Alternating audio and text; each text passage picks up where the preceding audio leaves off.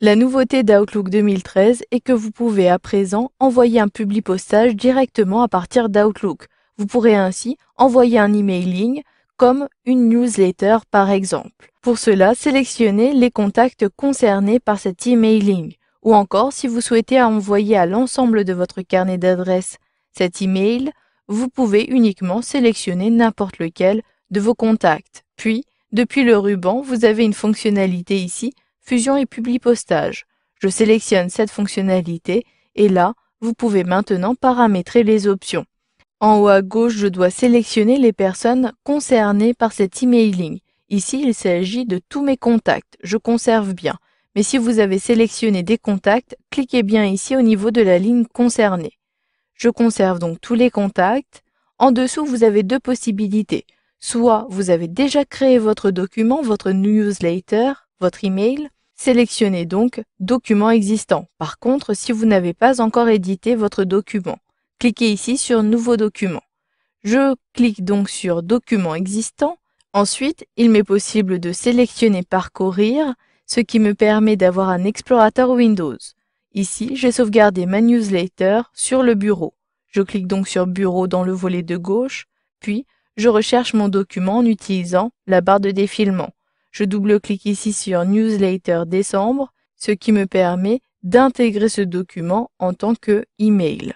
Puis, vous pouvez en dessous décider de conserver les données concernant la liste des contacts concernés par ce publipostage. Vous pourrez par la suite réutiliser ces données en cliquant ici sur la case, puis en sélectionnant Parcourir.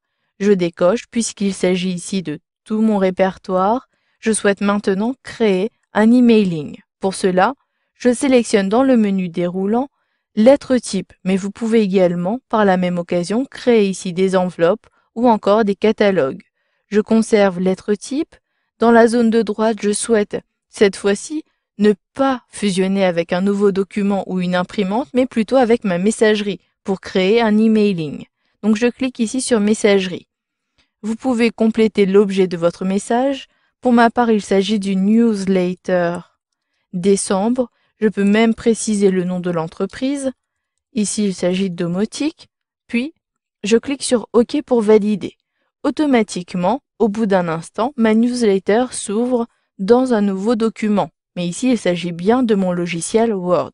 Je peux ainsi préciser les noms et les prénoms de mes différents contacts. Ici, à la place de nom et prénom, j'ajoute les champs de fusion du publipostage. Pour cela, depuis Word, vous avez ici un onglet Publipostage, insérer un champ de fusion.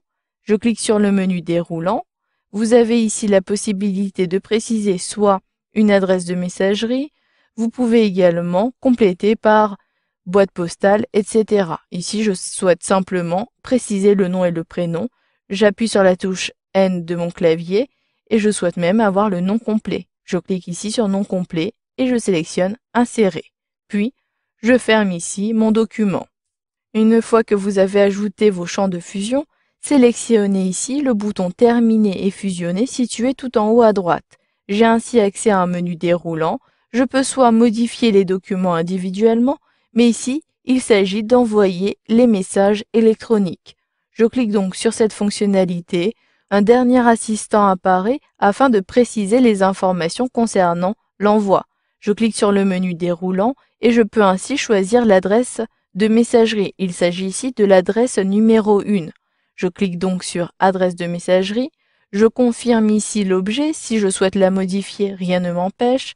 Je peux modifier cette option et je peux même effacer ici Omotique. Vous pouvez également modifier le type du format. Vous pouvez soit joindre le document, l'intégrer en tant que texte brut ou conserver le format HTML d'un message classique. Je conserve ce format-ci. Puis sélectionnez OK pour valider. Automatiquement, vous allez avoir les documents qui se génèrent. Cela peut prendre un peu de temps, mais si je me connecte à nouveau sur Outlook 2013 et que je sélectionne cette fois-ci ma messagerie, un clic sur cette icône et je peux depuis ma messagerie savoir si mes éléments ont bien été envoyés. Je sélectionne donc ici les éléments envoyés dans le volet de gauche, puis j'utilise la barre de défilement pour remonter.